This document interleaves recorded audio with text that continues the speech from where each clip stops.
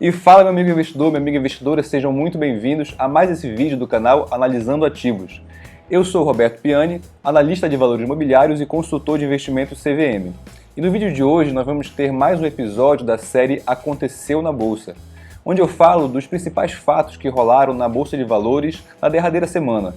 No caso, na semana que começou no dia 30 de novembro e concluiu no dia 4 de dezembro. Por cerca de um mês eu não consegui produzir esses vídeos para essa série, mas agora a gente está de volta, beleza? Bora lá! E novembro encerrou como o melhor mês de 2020, apresentando um ganho de 15,9% e o melhor novembro desde 1999, quando houve uma valorização de 17,8%. A alta na bolsa em novembro foi acompanhada pela queda do dólar frente ao real.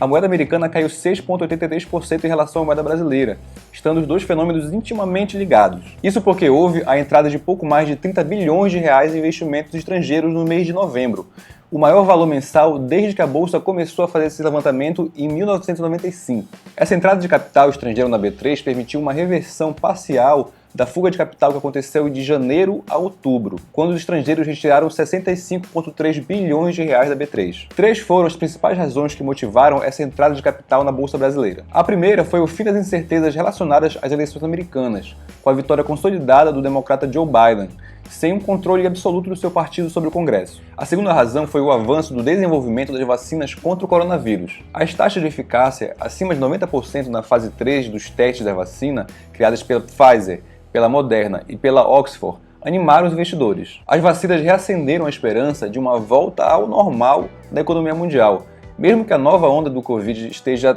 sendo tão grave quanto a primeira em número de mortes diárias tanto nos Estados Unidos quanto na Europa. O mercado já passa a olhar para um cenário em que a vacina seja uma realidade nos próximos 1 ou 2 meses. Além disso, poucos governantes estão indo na linha de decretar lockdowns totais como ocorreram no início da pandemia, lá em março e abril. E as restrições têm sido parciais, o que reduz o impacto na economia. E a terceira razão que motivou a entrada de capital estrangeiro na B3 foi a rotação do capital para ações de empresas que atuam em setores mais afetados pela crise do Covid-19, como é o caso das instituições financeiras e das commodities, que são justamente os segmentos mais pesados na carteira teórica do Ibovespa. A melhoria do humor global foi duplamente benéfica para o mercado acionário brasileiro. Por um lado, os investidores internacionais se aproveitaram das ações em que os preços demoraram para poder acompanhar a alta que começou em outubro, como, por exemplo, as ações dos bancos. Por outro lado, a melhoria global nas cotações das commodities, como o petróleo e o minério de ferro, beneficia empresas com grande peso no Ibov, como a Petrobras e a Vale. E agora sobre o relatório Focus. O relatório Focus é a prévia semanal das expectativas dos agentes econômicos divulgada pelo Banco Central a toda segunda-feira, e ela confirmou uma tendência das últimas edições. A projeção para o desempenho do Produto Interno Bruto, do PIB brasileiro de 2020, voltou a melhorar. A expectativa agora é de uma retração de 4,5%, um pouco melhor que os 4,55% esperados na semana passada. Para 2021, a projeção é de um crescimento de 3,45%, um pouco melhor também que a projeção anterior, que era de 3,4%. E a inflação esperada avançou para esse ano e para o próximo. O IPCA previsto para 2020 subiu de 3,45% para 3,54%. E a estimativa para 2021 avançou de 3,4% para 3,47%. E agora as notícias do follow-on do grupo Notre Dame Intermédica, código de negociação GNDI3. No dia 30 de novembro, na segunda-feira, o grupo Notre Dame Intermédica divulgou em fato relevante as informações da sua oferta subsequente de ações, mais conhecida por follow-on. Para quem não conhece, o grupo Notre Dame é uma das maiores operadoras de saúde do país, com cerca de 6,2 milhões de beneficiários. Ele é reconhecido pelo pioneirismo em medicina preventiva e por oferecer soluções de saúde e odontologia. Fundado em 1968, o grupo opera planos de saúde, planos odontológicos e de saúde ocupacional. A sua rede própria de atendimento conta com uma estrutura de 26 hospitais, 67 centros clínicos, 23 pronto-socorros autônomos, 14 centros de medicina preventiva, 68 pontos de coleta de análises clínicas, 12 unidades de exames de imagem e 2 centros de saúde exclusivamente dedicados para os idosos, que é o NotreLife 50+. Eles têm unidades localizadas em São Paulo, no Rio de Janeiro, em Minas, no Paraná e em Santa Catarina. O grupo possui ainda uma ampla rede credenciada e de clínicas odontológicas com mais de 16 mil dentistas credenciados. Além das regiões metropolitanas de São Paulo, Rio de Janeiro e Curitiba, ele possui também filiais nas cidades de Americana, Campinas, Jundiaí, Santos, Sorocaba, Divinópolis, Nova Serrana e Balneário Camboriú. A companhia tem pouco tempo de bolsa, tendo feito abertura de capital em 2018. A oferta foi totalmente secundária, ou seja, representa uma venda de um acionista, sem entrada de caixa para a empresa.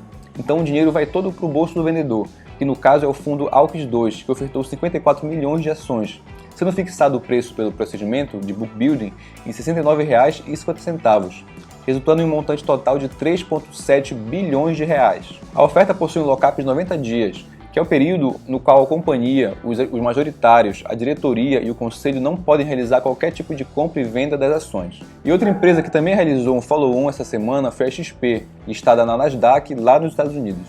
A oferta movimentou 1,2 bilhões de dólares, sendo que 956 milhões foram para o Itaú, que por sua vez se desfez da participação de 4,3% da XP. Na oferta, as ações foram vendidas por 39 dólares cada. O dinheiro captado pela XP, cerca de 278 milhões de dólares, vai ser usado para o crescimento da plataforma, com novos produtos, também vai ser investido em marketing, propaganda, enfim, vai ser destinado ao crescimento do negócio. E essa semana nós tivemos também o Petrobras Day, que é o evento anual da companhia online para apresentar os maiores detalhes do plano de negócios de 2021 a 2024. Os principais destaques divulgados no evento foram os seguintes. No campo financeiro foi demonstrado o maior detalhamento da sensibilidade de fluxo de caixa livre da empresa. A Petrobras hoje estima um fluxo de caixa livre neutro, que é o fluxo de caixa após os investimentos e o pagamento dos financiamentos, na faixa de 28 dólares o barril. Isso significa que até o limite desse preço, a companhia segue operando de maneira saudável, com a dívida estabilizada, sem necessidade de novos financiamentos. No campo operacional, o maior destaque é a digitalização de grande parcela de toda a operação, desde o administrativo, que inclui o RH, o financeiro, a documentação, entre outros serviços, até a ponta mais complexa do negócio, como o controle logístico, o estoque, os galpões, os dados de plataforma, os gasodutos, enfim.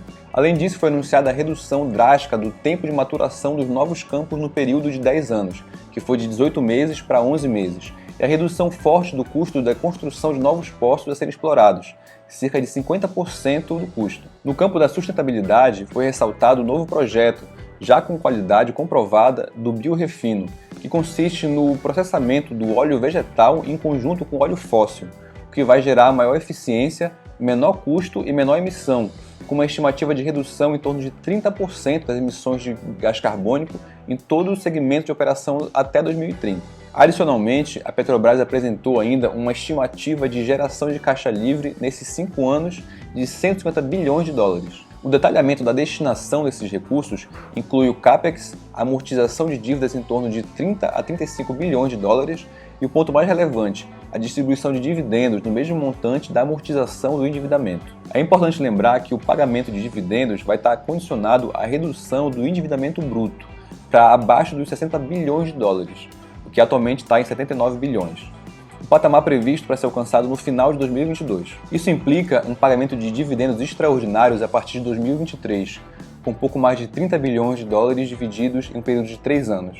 Considerando um câmbio médio conservador de R$ 4,60 por dólar no período, a mesma média apresentada pela Petrobras, isso vai representar um dividend yield de acima de 13% anualmente. De toda forma, o planejamento apresentado é bem positivo para a companhia, que caminha de maneira definitiva para uma trajetória de forte geração de caixa, independente das variações de curto prazo do preço do petróleo e da redução do endividamento. Além da Petrobras, a Vale também fez o seu evento anual online direcionado aos investidores, o Vale Day. Os principais destaques divulgados no evento foram os seguintes. Em relação à segurança, a companhia vem executando inúmeros projetos de prevenção de acidentes e redução do risco das suas operações, descaracterizando um crescente número de barragens, ou seja, realizando mudanças estruturais de modo a mitigar o risco do desmoronamento, a diminuir esse risco, sobretudo nas barragens a montante, que tem a mesma característica estrutural das de Brumadinho e de Mariana. Aparentemente, a Vale parece ter aprendido a lição depois de todos aqueles desastres. A companhia já provisionou cerca de 29 bilhões de reais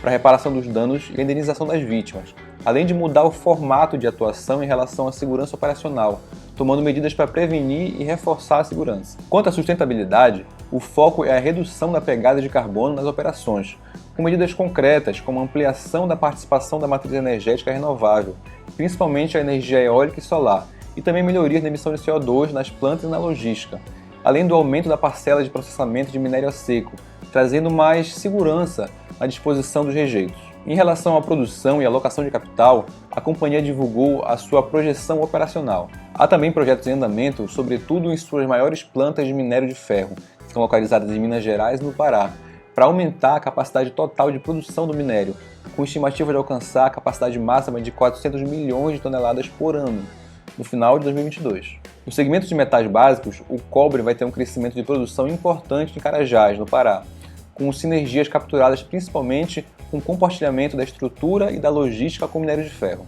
Para o níquel, espera-se também um aumento de produção em suas plantas no Atlântico Norte, Estados Unidos e Canadá, com melhorias no processamento de minério e ampliação da capacidade de extração.